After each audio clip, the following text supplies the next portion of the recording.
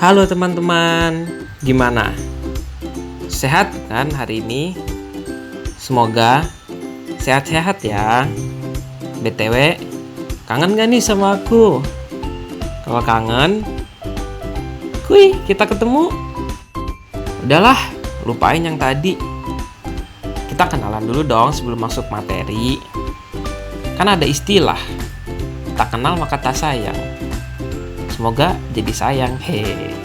Saya Yuda Pangestu dan teman saya Arizal Fauzi. Kami mahasiswa dari jurusan Ilmu Administrasi Publik Universitas Jenderal Sudirman. Capek, nggak usah banyak ngomong ah. Kita langsung aja masuk materi. Cus. Penasaran kan sama birokrasi di Indonesia? Oke deh kalau penasaran. Kalian tahu nggak sih apa itu birokrasi? Jika kita mendengar kata birokrasi, pasti yang ada dalam pikiran kita adalah prosedur yang berbelit-belit, biaya mahal, dan kemacetan administrasi. Lalu, bagaimana birokrasi itu sebenarnya? Birokrasi menurut para ahli, yang pertama, Max Weber. Birokrasi adalah sistem administrasi rutin yang dilakukan dengan keseragaman, diselenggarakan dengan cara-cara tertentu, didasarkan atas aturan tertulis oleh orang-orang yang kompeten di bidangnya. Yang kedua, Hegel. Hegel menceritakan birokrasi sebagai mediating agent, penjembatan antara kepentingan-kepentingan masyarakat dengan kepentingan pemerintah, dan melihat fungsi birokrasi sebagai penghubung antara negara dan civil society. Lalu yang ketiga, ada Harolatsky. Birokrasi menggambarkan keadaan rutin dalam administrasi, mengorbankan fleksibilitas terhadap peraturan, keterlambatan dalam pengambilan keputusan, dan menolak usaha-usaha untuk bereksperimen, sehingga birokrasi adalah ancaman bagi pemerintahan yang demokratis. Dari beberapa ahli yang sudah mendefinisikan birokrasi tersebut, bisa ditarik kesimpulan bahwasannya secara umum birokrasi adalah tata kerja pemerintahan agar tujuan negara bisa tercapai secara efektif dan efisien. Lalu, bagaimana tujuan birokrasi itu? Yang pertama, melaksanakan kegiatan dan program demi tercapainya visi dan misi pemerintah dan negara. Yang kedua, melayani masyarakat dan melaksanakan pembangunan dengan netral dan profesional. Yang ketiga, menjalankan manajemen pemerintah mulai dari perencanaan, pengawasan, koordinasi, dan evaluasi. Manfaat birokrasi yang pertama, mempermudah, mendukung, dan mempercepat pencapaian tujuan pemerintahan. Yang kedua, memudahkan masyarakat dan pihak yang berkepentingan untuk memperoleh layanan dan perlindungan. Yang ketiga, menjamin keberlangsungan sistem pemerintahan dan politik suatu negara. Lalu, apa itu makna birokrasi? Yang pertama, makna positif. Tokoh pendukungnya adalah Max Weber dan Hegel. Birokrasi yang bermakna positif diartikan sebagai birokrasi legal rasional yang bekerja secara efisien dan efektif. Birokrasi tercipta karena kebutuhan akan adanya penghubung antara negara dan masyarakat. Lalu, yang kedua, makna negatif. Tokoh pendukungnya adalah Karl Marx dan Harolatsky. Birokrasi yang bermakna negatif diartikan sebagai birokrasi yang penuh dengan patologi, korupsi, tidak efisien, dan tidak efektif. Lalu, apa itu birokrasi dalam administrasi publik? Birokrasi dalam administrasi publik adalah badan atau organisasi pemerintahan yang melaksanakan layanan publik yang profesional, produktif, efektif, dan efisien. Birokrasi mesti melaksanakan tugas sesuai dengan aturan. Lalu, bagaimana faktor-faktor yang mempengaruhi birokrasi itu? Yang pertama, faktor budaya. Budaya dan perilaku koruptif yang sudah terlembaga dengan adanya uang pelicin. Budaya sungkan dan tidak enak. Internalisasi budaya dalam mekanisme informal yang profesional. Lalu yang kedua, faktor individu. Perilaku individu sangat bersifat unik dan tergantung pada moralitas. Perilaku individu juga terkait dengan kesempatan yang dimiliki oleh seseorang yang memiliki jabatan. Perilaku oportunitis hidup subur dalam sebuah sistem yang korup. Lalu yang ketiga, faktor organisasi dan manajemen.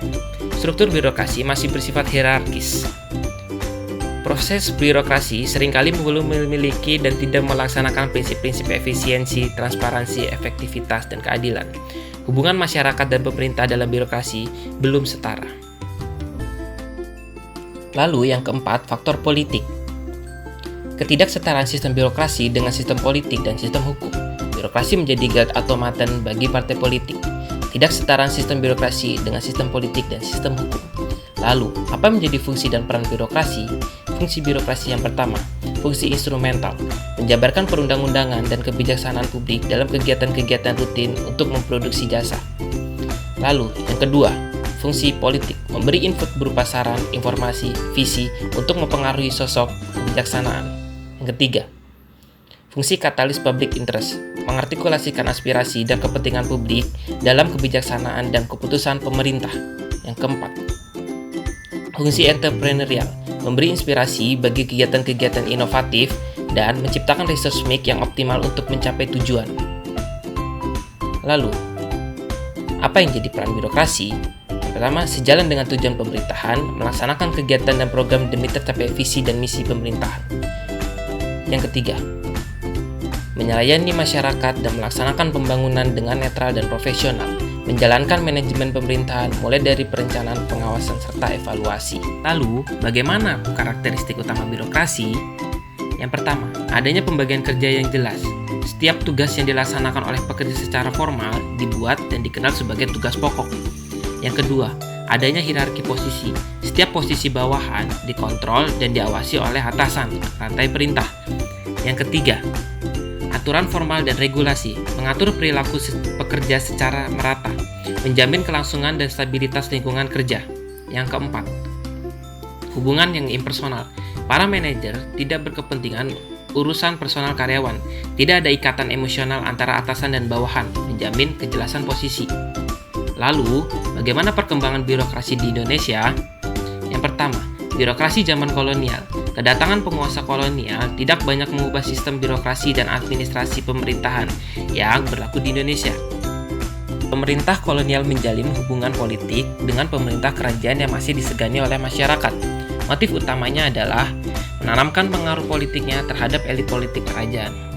Lalu yang kedua, birokrasi zaman Orde Lama. Pada era Orde Lama, pengaturan birokrasinya telah menjurus ke arah disintegrasi bangsa dan keutuhan aparatur pemerintahan. Perubahan bentuk negara dari kesatuan menjadi federal berdasarkan konstitusi RIS melahirkan dilematis dalam cara pengaturan aparatur pemerintah. Terdapat dua persoalan dilematis menyangkut birokrasi pada saat itu. Pertama, bagaimana cara menempatkan pegawai Republik Indonesia yang telah berjasa mempertahankan NKRI yang tidak memiliki keahlian. Kedua, bagaimana menempatkan pegawai yang telah bekerja pada pemerintah Belanda yang memiliki keahlian.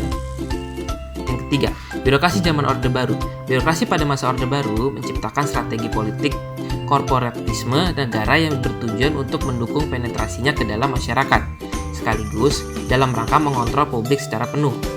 Birokrasi zaman reformasi. Publik mengharapkan bahwa dengan terjadi reformasi, namun harapan terbentuknya kinerja birokrasi yang berorientasi pada pelanggan, sebagaimana birokrasi di negara-negara maju tampaknya masih sulit untuk diwujudkan. Apa pandangan masyarakat terhadap birokrasi? Yang pertama, produktivitas menurun. Yang kedua, biaya yang terlalu mahal. Yang ketiga, mementingkan diri sendiri. Yang keempat, penyalahgunaan kekuasaan. Yang kelima, KKN, korupsi, kolusi, nepotisme. Dapat ditarik kesimpulan bahwa birokrasi di Indonesia yang pertama tidak lagi menjadi alat rakyat. Yang kedua, tidak efisien dan tidak efektif. Yang ketiga, tidak objektif. Yang keempat, tidak mengabdi kepada kepentingan umum. Lalu yang terakhir, tidak lagi menjadi alat rakyat. Birokrasi di Indonesia ada kecenderungan berkembang ke arah Parkinsonian, di mana terjadinya proses pertumbuhan jumlah personil dan pemekaran struktur dalam birokrasi secara tidak terkendali. Sangat membingungkan bukan birokrasi di Indonesia?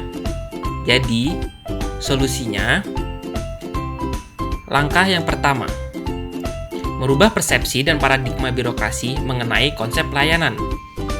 Langkah yang kedua, adanya kebijakan publik yang lebih mengutamakan kepentingan publik dan pelayanan publik dibanding dengan kepentingan penguasa atau elit tertentu. Lalu, langkah yang ketiga, unsur pemerintah, private, dan masyarakat harus merupakan all together yang sinergi.